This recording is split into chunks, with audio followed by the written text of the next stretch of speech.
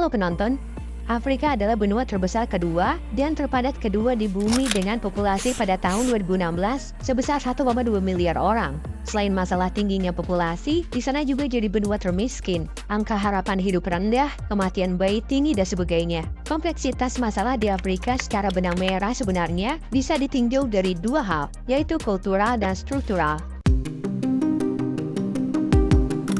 Meskipun benua Afrika diberkati dengan emas, berlian, minyak, coltan, bauxite, uranium, biji besi dan sumber daya berharga lainnya, penduduknya telah lama termasuk di antara yang paling miskin di dunia.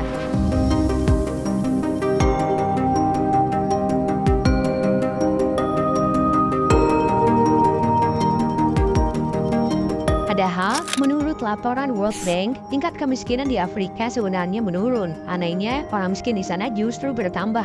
Mungkinkah ini adalah kutukan kekayaan? Untuk menjawab mengapa benua kaya ini begitu miskin, maka kita harus menelusuri jalur historisnya.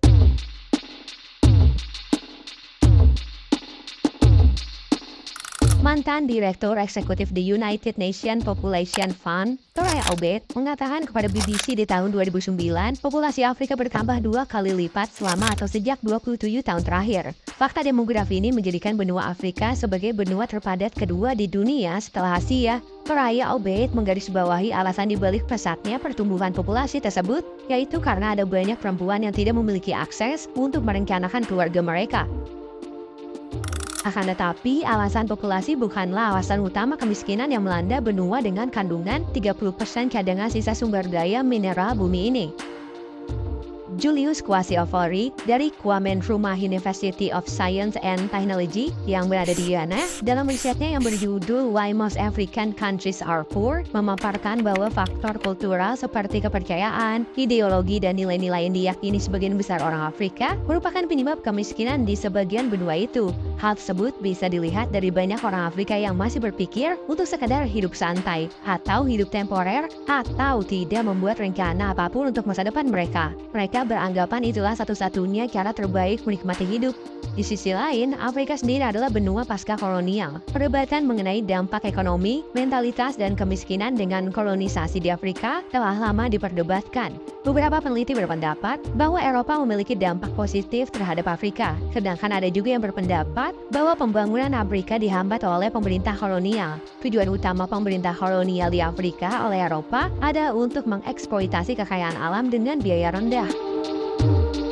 Beberapa penulis seperti Walter Rodney dalam bukunya How Europe Underdeveloped Africa berpendapat bahwa kebijakan kolonial ini secara langsung bertanggung jawab untuk banyak masalah pada Afrika dewasa ini. Walter bahkan secara eksplisit menyebut Afrika sebagai terbelakang, alih-alih menggunakan kata berkembang. Hal itu lantaran eksploitasi masa lalu dan juga masa kini yang telah menciptakan posisi sosial ekonominya.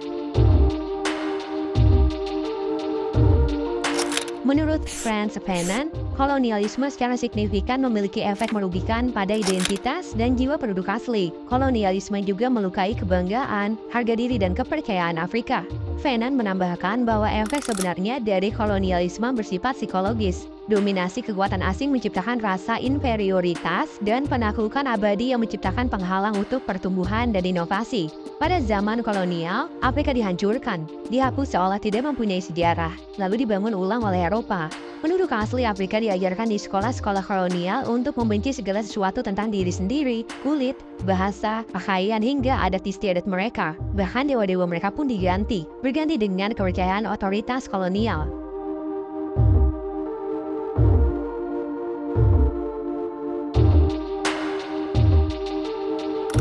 Penghancuran budaya dan nilai-nilai Afrika melalui kolonialisme telah berkontribusi menciptakan mentalitas lemah dan hilangnya kepercayaan diri kulit hitam.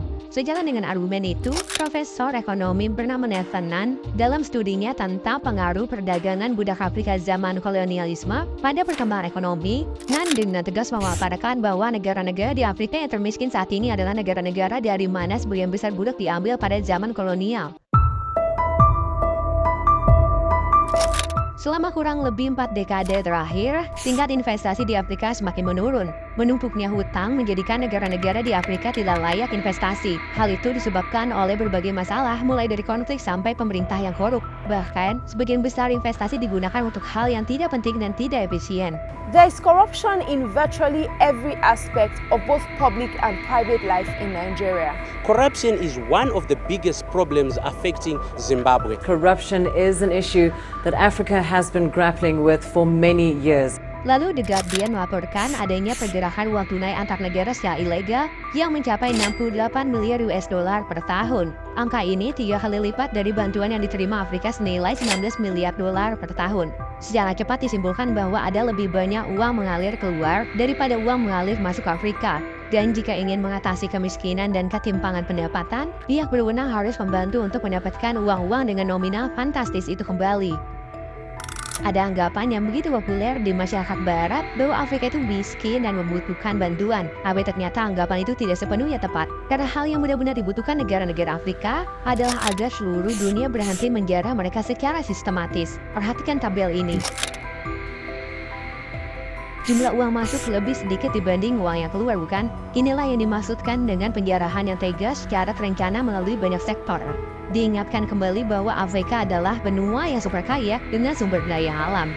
Potensi kekayaan mineral Afrika Selatan diperkirakan mencapai 2,5 triliun US dollar, sedangkan cadangan mineral Republik Demokratik Kongo diperkirakan bernilai 24 triliun US dollar. Sayangnya sumber daya alam benua itu dimiliki dan dieksploitasi oleh perusahaan swasta asing. Uang-uang hasil alam Afrika ditarik paksa keluar karena struktur dan sistem yang amburadul.